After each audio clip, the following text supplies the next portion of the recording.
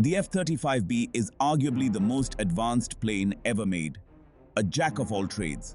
A stealth fighter plane combining and improving on the capabilities of the F-16, AV-8B Harrier, and B-2. A highly maneuverable fighter plane capable of attacking both airborne and ground-based targets. A stealth fighter, taking the lessons learned from Lockheed's previous ventures into stealth with the F-22 Raptor and F-117 Nighthawk. A plane fitted with the most advanced sensors and computer systems, sharing information almost instantly with allies, without compromising stealth, and presenting the information directly on a heads-up display on the pilot's helmet visor, giving unparalleled situational awareness, allowing a flight of F-35s to effectively fight as a hive mind. Perhaps most boldly of all, the F-35B is capable of transitioning from horizontal to vertical flight with a push of a button, using directional thrust and a massive vertical turbofan engine hidden within the plane's body, making it possible to land like a helicopter on the relatively small amphibious assault ships of the US Marines. Fitting all these capabilities into a single airframe is an extremely difficult task. Designing for stealth demands careful molding of the exterior of the plane, dictating the design of crucial features, creating unavoidable trade-offs. There are a lot of misconceptions about stealth. The goal isn't to make an aircraft invisible, it will be detectable. The goal is to delay enemy detection for as long as possible. For bomber aircraft, it shrinks the range of the enemy's radar stations, potentially opening gaps in radar defenses and allowing the aircraft to slip through undetected. For fighter aircraft, it provides a critical advantage. Detect your enemy before they detect you. To gain these advantages, we need to make it harder for the radar receiver to decipher whether the return signal is just background noise or an enemy aircraft. To do that, we need to minimize the strength of the return signal. There are several mechanisms for a radar wave to be reflected. The most significant and most obvious way is through specular return, otherwise known as regular reflection, like a mirror, where the angle of reflection equals the angle of incidence. We want to avoid large flat surfaces that could reflect straight back to the radar receiver. Corner reflectors, where two surfaces set at a 90-degree angle to each other, need to be avoided at all costs.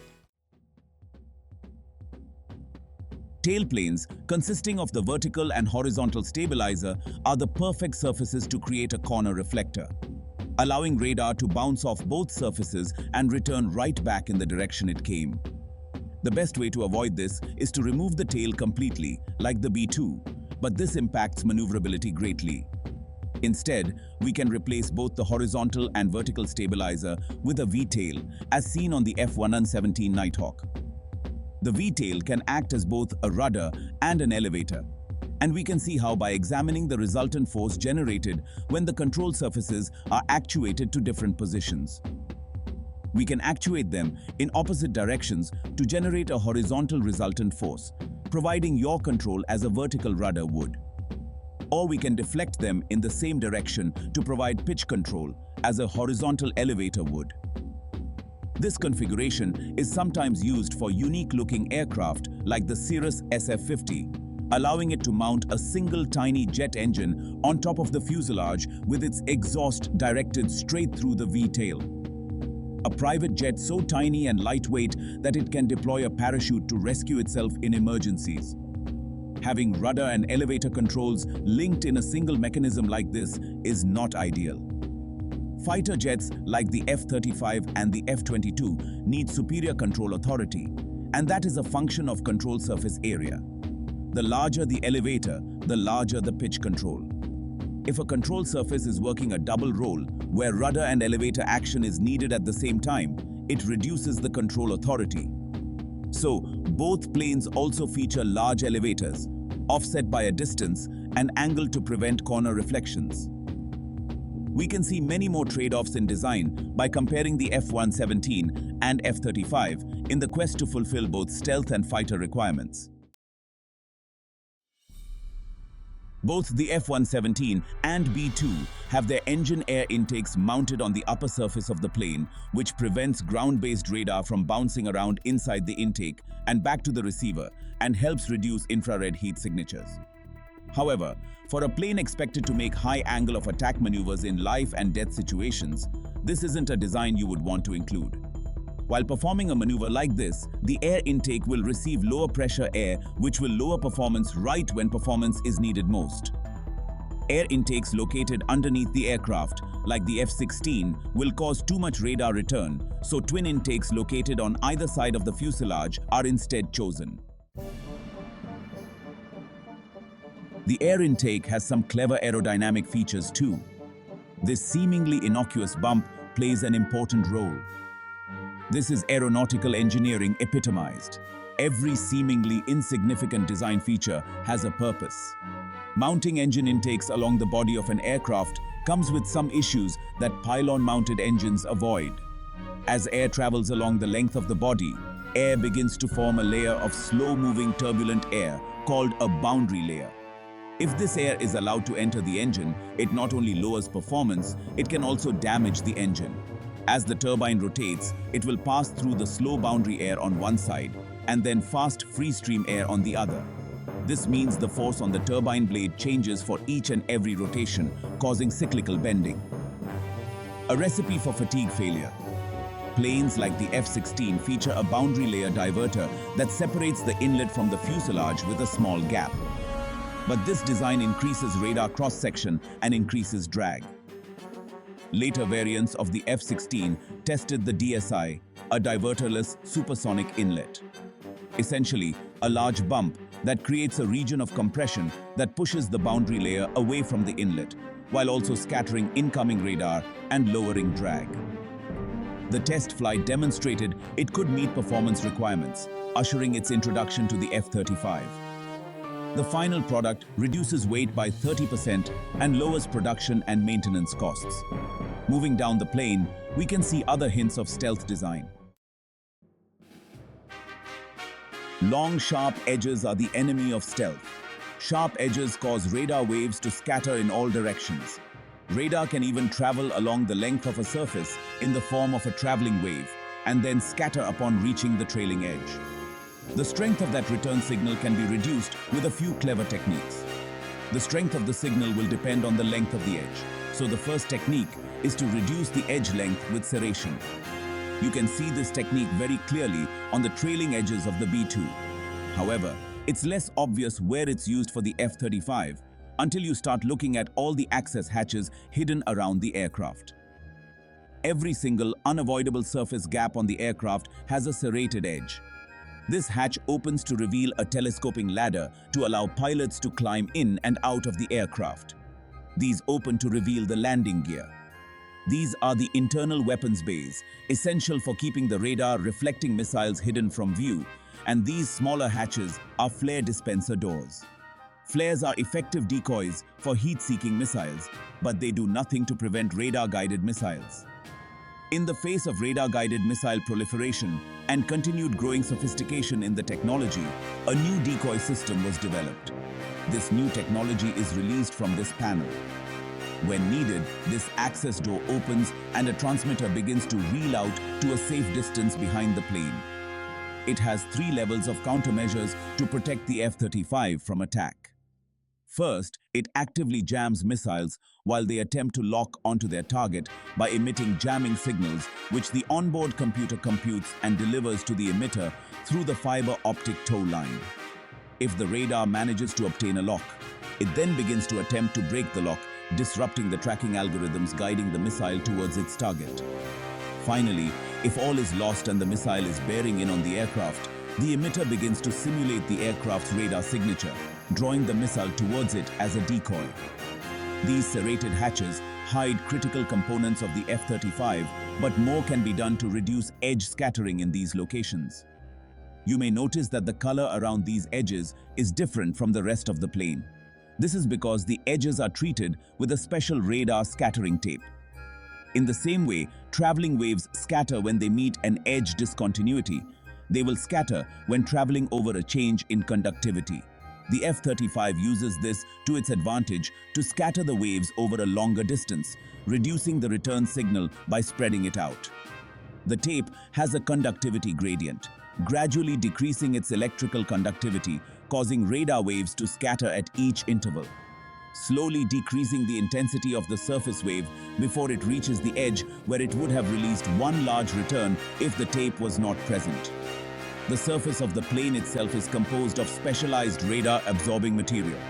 In 2010, Lockheed Martin filed this patent for a carbon nanotube-infused composite material that can absorb radar waves from 0.1 MHz through to 60 GHz.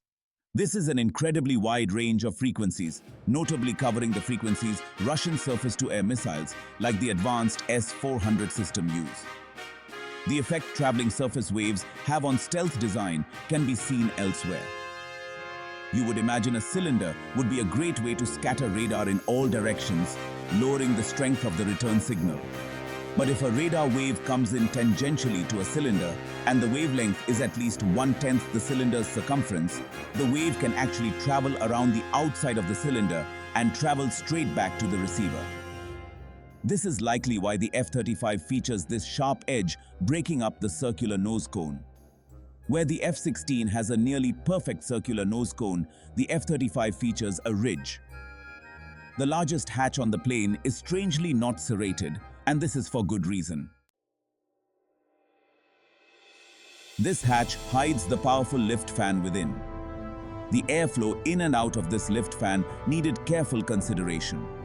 The lift fan is essentially a tiny helicopter, capable of generating 85 kilonewtons of vertical thrust, and in doing so, it creates a lower pressure zone above the plane, violently sucking air into the aircraft at a 90-degree angle.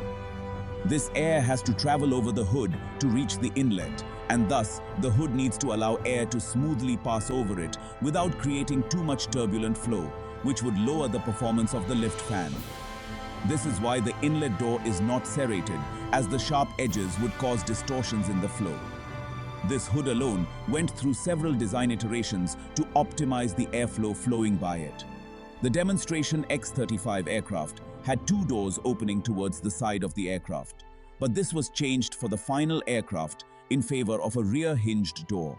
This helps funnel air into the engine and improves pressure recovery on short takeoffs where the F-35B does not take off vertically, instead using the lift fan and directional thrust of the rear nozzle to take off on extremely short runways.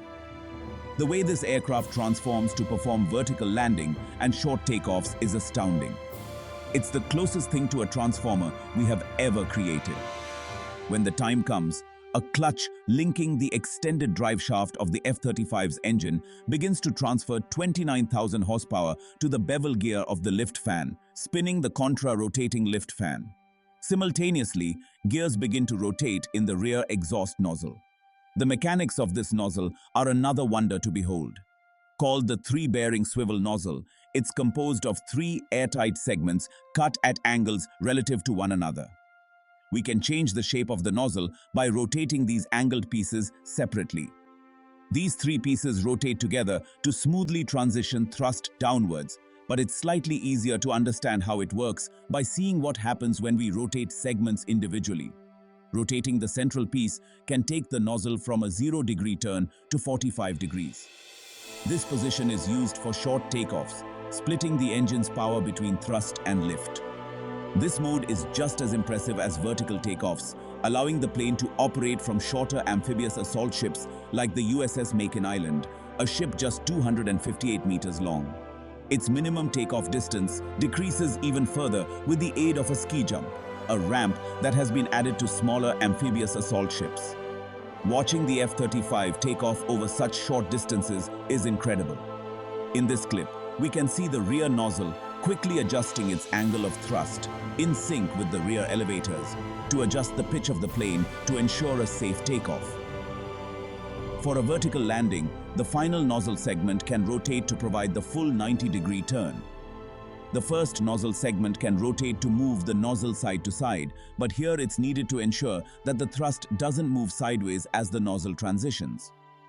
As we saw when we rotate the segments individually, they move in an arc that would cause the F-35 to spin out of control. This mechanism also allows the F-35 to smoothly transition from cruise to vertical flight and from vertical flight to cruise when needed. There are additional control mechanisms to ensure this precarious balancing act does not go wrong. Bleed air from the main engine bypass is siphoned to two roll nozzles located on each wing, providing thrust far away from the plane's center of pressure to control roll. There are also guide vanes located underneath the lift fan. These can adjust the outlet area to adjust the performance of the lift fan, but also control the thrust of the lift fan from 5 degrees forward to 42 degrees backward.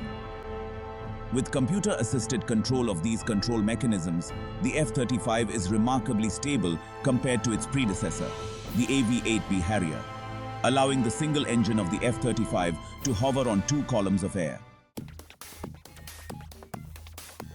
To do this, the F-35's engine, the F-135, developed from the F-119 engine of the F-22 Raptor, had to be incredibly powerful. The F-22 Raptor is a twin-engined fighter, giving it plenty of excess power to pull off incredible maneuvers. The F-35 only has one engine and needs to squeeze out all the power it can get to perform a vertical landing. Where the F-22's engine can generate 156 kilonewtons of thrust, the F-35's can generate 191. The F-35's engine has a much larger fan and bypass ducting, giving it twice the bypass ratio of its F-22 counterpart, providing the F-35 with a more efficient engine for cruise, but also a much higher mass flow rate for higher thrust. However, this does come with some drawbacks. Air that travels around the engine core completely avoids the combustion chamber and thus misses out on the acceleration generated here, reducing the exhaust velocity. This reduces the top speed of the plane. The max speed of the F-35 is 1.6 Mach, and while it's the first plane capable of vertical flight and supersonic flight, the F-22 can fly at 2.2 Mach. The F-35 was optimized for loiter time, not speed. However, all that extra weight needed for vertical takeoff seriously hampers that ideology. The lift fan module weighs 1.2 tons, weight that does nothing in normal flight and requires more fuel to carry. And to make matters worse, that space is used for an internal fuel tank for its variants. Making the lift fan as light as possible was pertinent to making the F-35B viable in the battlefield. The fact it only weighs 1.2 tons is astounding. It contains two counter-rotating titanium blisks.